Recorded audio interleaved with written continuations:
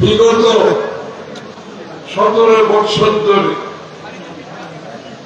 Fascist Hasina, স্বৈরাচার Hasina, mafia Hasina আন্দোলনে আপনারা যেটি অস্বীকার করেছেন সেটা জনাব তারেক রহমানের নেতৃত্বে আমরা আন্দোলনকে সফলভাবে সমাপ্ত করতে পেরেছি। এই আন্দোলনে এই 17 বছরে আমাদের নেতারা গুমের শিকার হয়েছে, আমাদের নেতারা খুনের শিকার হয়েছে, আমাদের নেতারা চাকরি হারিয়েছে, ব্যবসা হারিয়েছে, বাড়ি ঘরে থাকতে পারে নাই, পালিয়ে বেরিয়েছে। আমাদের নেতারা পুলিশের হাতে, পুলিশ স্টেশনে, থানায় পুলিশের হেফাজতে নিহত হয়েছে। আমাদের নেতারা জেলখানায় চিকিৎসার অভাবে মৃত্যুবরণ করেছে। আমি তার সাক্ষী। আমি জেলখানায় দেখেছি আমাদের নেতারা কিভাবে চিকিৎসার অভাবে তাদেরকে মৃত্যুবরণ করতে হয়েছে, আমার চোখের সামনে আমি দেখেছি। আমাদের 60 লক্ষের অধিক বিএনপি নেতা কর্মীর বিরুদ্ধে মিথ্যা মামলা দায়ের করা হয়েছে। গত বছরগুলোতে আমাদের অধিককাল সময় কেটেছে কোর্টের মধ্যে বিচারের জন্য। সপ্তাহে আমাকে অন্তত 3-4 দিন কোর্টের সময় কাটাতে হয়েছে। আমাদের অনেক নেতা আছে, প্রত্যেক দিনে তাদেরকে কোর্টের সময় কাটাতে হয়েছে। জীবন ধরনের কোন সুযোগ সম্ভাবনা ছিল না। সুতরাং এই আন্দোলনের সফলতা, এই আন্দোলনের সফলতা শেখ হাসিনার পলায়নের পরবর্তী সময় থেকে এই পর্যন্ত যে আলোচনাগুলো হচ্ছে, আমরা সেগুলো নিয়ে কোনো বিতর্ক সৃষ্টি করতে চাই না। বাংলাদেশের মানুষ ঐক্যবদ্ধভাবে আজকে 17 বছর শেষ পর্যন্ত অগাস্টের 5 তারিখ পর্যন্ত আমরা সবাই মিলে এই আন্দোলনকে সফল করেছি।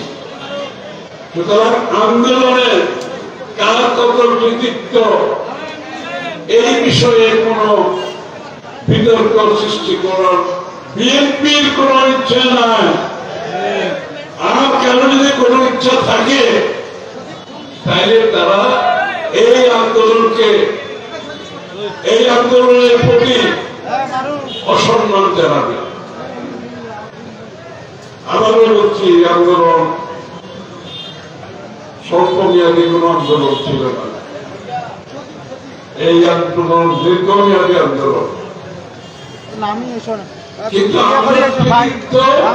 বাংলাদেশের সবাইকে দিতে চায়, বিএনপি একা দিতে চায় না, সবাইকে দিতে চায়। কিন্তু কেউ যদি এই আন্দোলনের কৃতিত্ব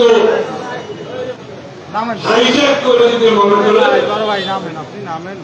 তাদের এই আন্দোলনের প্রতি তারা সম্মান দেবে। যারা গুম হয়েছে তাদের প্রতি সম্মান দেওয়া হবে, যারা খুন হয়েছে তাদের প্রতি সম্মান দেওয়া হবে, যারা বাড়িঘর হয়েছে তাদের প্রতি সম্মান দেওয়া হবে, যারা বৎসরের পর বৎসর কোর্টে জীবন সময় কাটাতে হয়েছে, নির্যাতিত হয়েছে,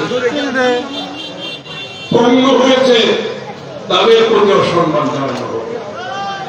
সুতরাং আন্দোলনকে সমস্ত দেশের মানুষের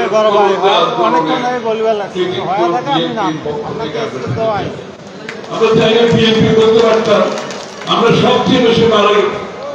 আমাদের মারা গেছে কত তুলে শুধু আমাদের মৃত্যুবরণ করেছে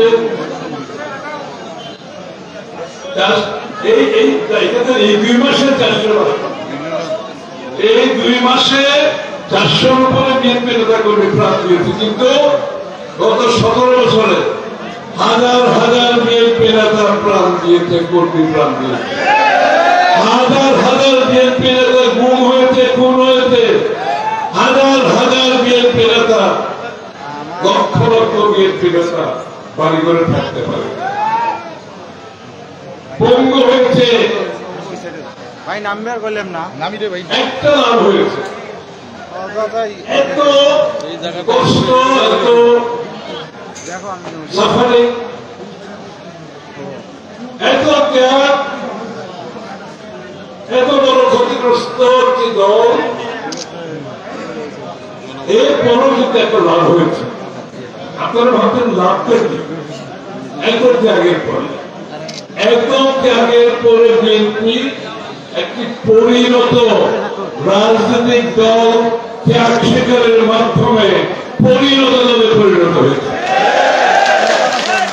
বিএনপি নেতা কর্মীরা জোরে পড়ে খাঁটি সোনায় পরিণত হয়েছে, তাই না?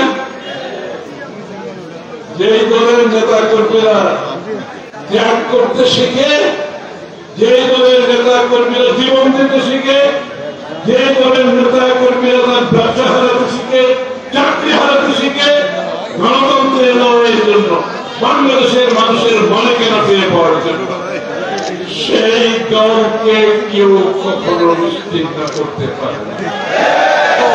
সেই দল আজকে একটি পরিণত, একটি শক্তিশালী, একটি ত্যাগী দলে পরিণত হয়েছে। এই দল বাংলাদেশের মানুষের মালিকানা ফিরিয়ে দেওয়ার জন্য যে ত্যাগ স্বীকার করেছে, তার মাধ্যমে আমরা একটা শক্তিশালী দলে পরিণত হয়েছি। কিন্তু সেই শক্তিকে ভালো কাজে লাগাতে হবে। তারেক রহমান সাহেবের বক্তব্য শুনছেন যেখানে, না অনেকদিন ধরে উনি যে কথাগুলো বলছেন, রাজনীতি কিন্তু বদলে গেছে, রাজনীতি কিন্তু আগের মতো নাই।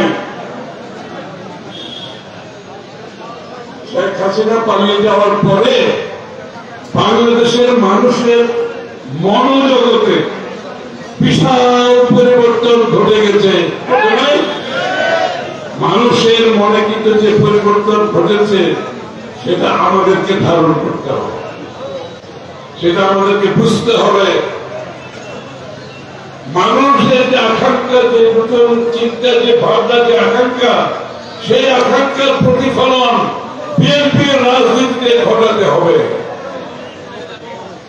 ওই খালি স্লোগান দিলেই আর রাজনীতি হবে না। তারেক রহমান সাহেব বলছেন, এই যে 31 দফা কেন?